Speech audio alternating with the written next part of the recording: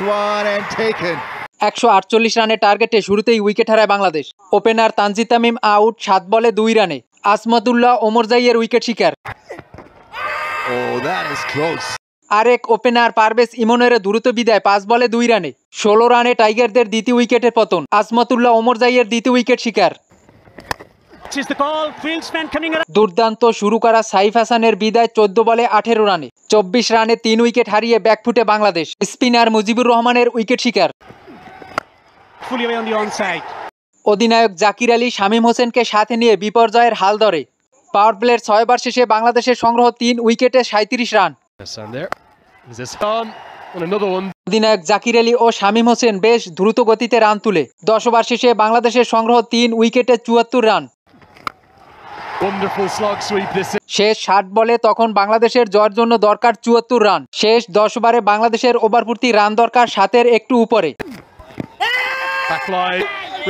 অধিনায়ক জাকির আলী আউট 25 বলে 32 রানে। 80 রানে টাইগারদের চতুর্থ উইকেটের পতন। উইকেটে আসে নুরুল হাসান সোহান। 13.5 ওভারে বাংলাদেশ স্কোরবোর্ডে 17 রান তুলে শামীম হোসেন করেন 22 বলে 33 রান। 15 ওভারে বাংলাদেশের সংগ্রহ 5 উইকেটে 104 রান।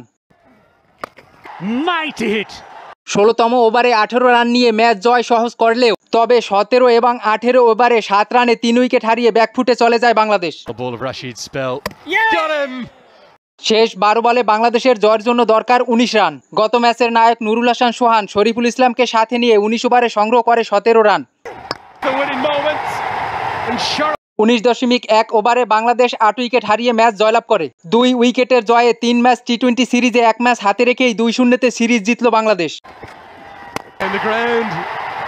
নুরুল হাসান সোহান অপরাজিত 21 বলে 31 ও শরীফুল ইসলাম 6 বলে 11 রানে অপরাজিত। আজমতুল্লাহ ওমরজাই 3 ওভার 1 বলে 23 রানে নেন 4 উইকেট।